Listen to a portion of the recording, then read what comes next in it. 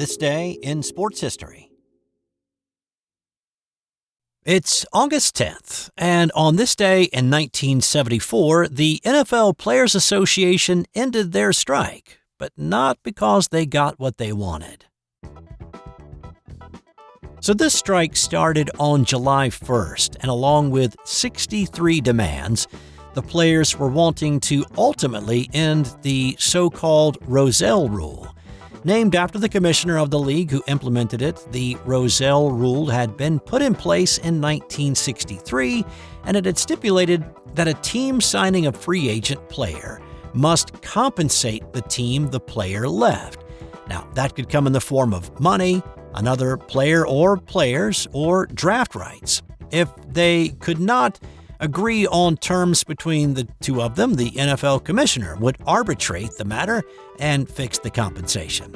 It had been challenged by John Mackey in a lawsuit against the NFL beginning in 1972. Mackey, who had been an all-pro player for the Baltimore Colts, had been upset with losing his starting job with the Colts entering his 10th year in the league, and he asked to be put on waivers so he could play with another team. Well, instead, the Colts put him on their retired list with a coordinated effort around the league to blackball him and keep him from playing anywhere. Now, he eventually signed with San Diego and he played one more year, but he and other players said that the Rozelle Rule made it tough for them to go to another team and sell their skill set for top money.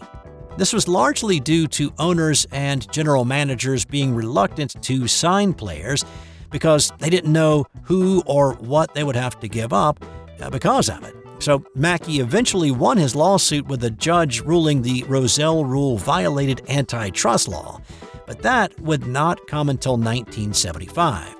At this point in 74, the owners had all the power, they had all the money, and they were willing to play some dirty pool. The owners were ready to use Scab players to get the season started.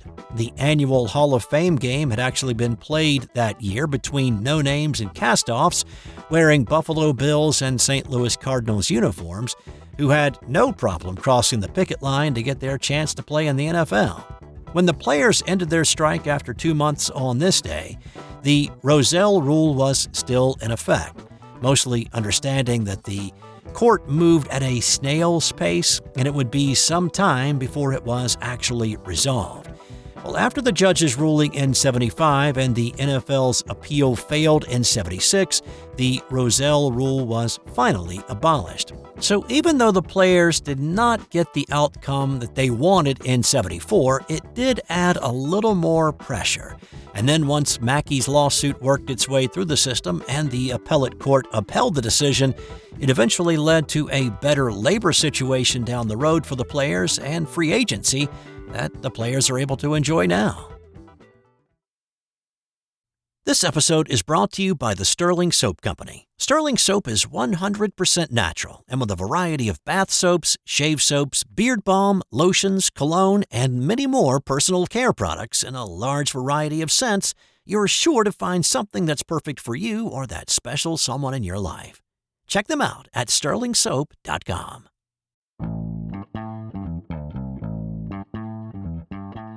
On this day in 1984, Mary Decker and Zola Budd became household names. Before there was Tanya and Nancy, there was Decker and Budd. Now, this was the women's 3,000-meter final at the 1984 Los Angeles Olympics. Mary Decker was the world record holder in the event and the favorite for gold. She had been the favorite for gold in 1980, but the U.S. boycott of the Games denied her that opportunity. She had also put all of her hopes in winning a medal into the 3,000-meter race, choosing to not run the 1,500 due to the amount of heat races and finals that she'd have to run in 4 days. Zola Budd was an 18-year-old South African that had been allowed to run under the British flag in this Olympics since South Africa had been barred from competing due to its apartheid government. She had become known in the 2 years leading up to the Olympics as the shoeless speedster and was the one that many had eyes on to challenge the American Decker. A field of 12 women took off as the gun sounded, and Decker moved to the front ready to pace the pack for a few laps of the 7.5 that they were slated to run. A group of 4 that included Decker and Budd separated from the pack fairly quickly, with a little over 2 laps to go. That pack emerged from turn 4 and it was heading down the front stretch. Budd had a half-step lead on Decker, who was running on the inside just off Budd's left shoulder, and they actually made contact several times before the fall. That wide elbow action and arm action, though, she's not easy to get round. And she's having a go for the lead, as I thought she might. That was the 72nd lap, so after 4 laps, as I thought she might, she's having a go at taking the lead. Barefooted, she's much happier barefooted, and the world champion, caught her then, and this is the danger, and Decker's down. Oh, the world champion, and one of the favourites, is now flat out on the infield. And Mary Decker out of the race. And little Zola Budd may have clipped in too soon. May not have been her fault, but certainly she seemed twice there to impede Mary Decker. And the booing has started around the arena. Well, this little girl's career seems to be followed by nothing but controversy. Decker rolled in the grass for a few seconds and did not make a move to get back up and rejoin the race. When a medical attendant rushed over, she sat up and looked angrily down the track at the pack streaking away from her. And in one of the most iconic images taken from the '84 Olympics, Time magazine photographer David Burnett snapped the shot of a crying and upset Decker staring at her Olympic dreams running into the distance. The lead pack now whittled to 3, featuring Romania's Marasica Puica. Britain's Wendy Sly and Budd pushed the pace, with Budd out front. And then, an interesting thing happened. As the 3 rounded the 4th turn again and came back to the spot of the still prone Decker, now being attended by several medical staff, Budd slowed, allowing Sly and Puica to break away. Many years later, Budd confirmed that she had intentionally slowed. She started to hear boos from the crowd as they approached the final lap, and then she saw Decker on the ground. In the moment right after the contact, she had not been sure it was Decker, but when it was confirmed, well, she said that she kind of gave up. Everything leading up to it, all the politics, all the hype. And then for Decker to actually fall, it was kind of like a soap opera, she said. It could not be real, and she slowed down deliberately. She did not want to be on the medal podium, so she simply stopped running. Puica went on to win the gold medal, Sly took silver, and Canada's Lynn Williams took the bronze. Budd finished a distant 7th. She was disqualified after the race, but was later reinstated after a more extensive review. There was a rematch in July 1985, one that I've discussed here on This Day in Sports History in the past. Decker won that one in a non-eventful race, and then there was the documentary titled The Fall, which brought the 2 women together 32 years after the controversy and provided some much-needed healing to both women. Budd said of the get-together, "To be there with Mary put a lot of things to rest. Before it was this huge stadium full of booing people, but meeting Mary normalized everything. It healed both of us." This episode is brought to you by Firefly Books, and with you being a sports fan just like me, here's 2 suggestions for your next great sports read.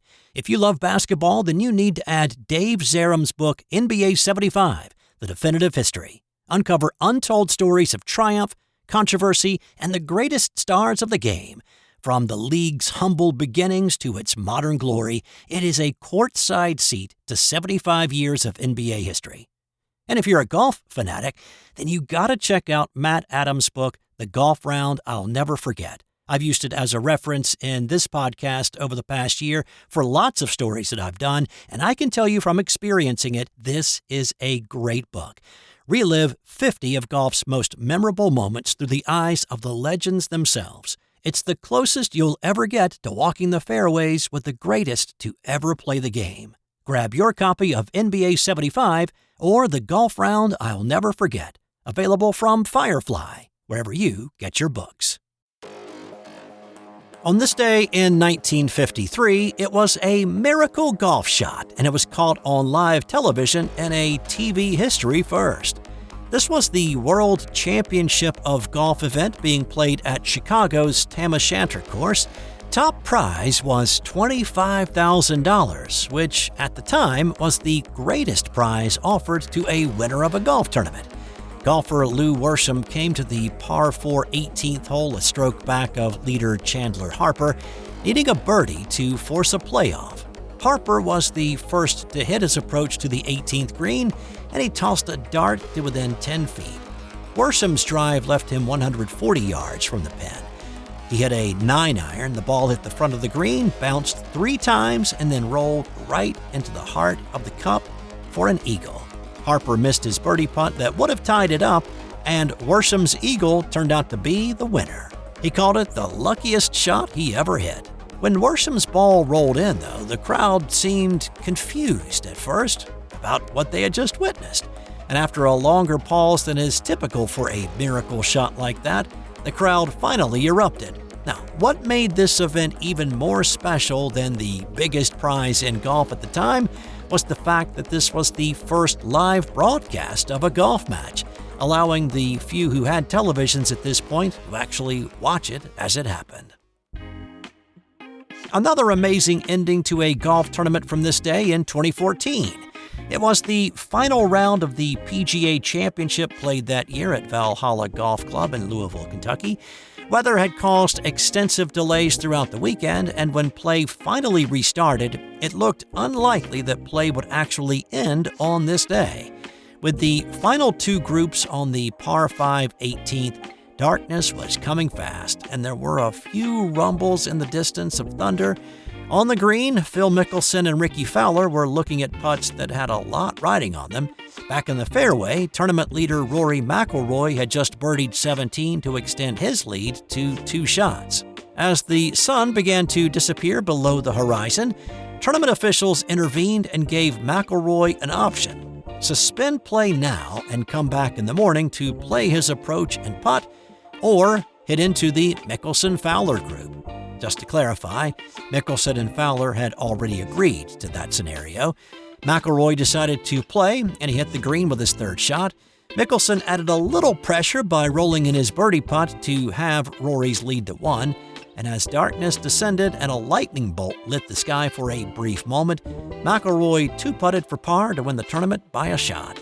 Rory was appreciative of the kindness extended to him by Mickelson and Fowler, and thankful that he did not have to come back on Monday. It was Rory's 2nd straight major win after claiming the Claret Jug back in July. And on this day in 2014, the world was introduced to the amazing pitching of 13-year-old Mo'ne Davis. Davis pitched for the team from Philadelphia, and she baffled hitters from Newark, Delaware en route to a 3-hit, 8-0 shutout.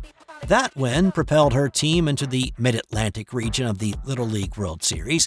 Now, her fastball had been clocked at 70 miles per hour, which was about the equivalent to a major league pitcher throwing 93 with the shortened distance in Little League of 46 feet from the pitcher's mound to home plate.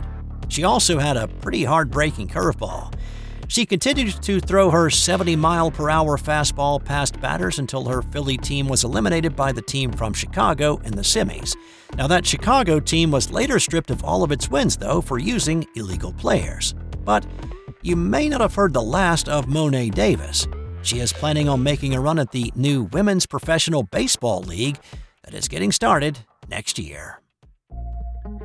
And time now for today's That's Got Nothing to Do with Sports fun fact. Dudes, if you are still wearing a necktie, it is time to ditch that. A 2018 study determined that wearing a tie can reduce blood flow to the brain by 7.5%. So if your boss still demands a tie, let him or her know how much better you'd be able to think, and not to mention breathe, if you didn't have to wear one.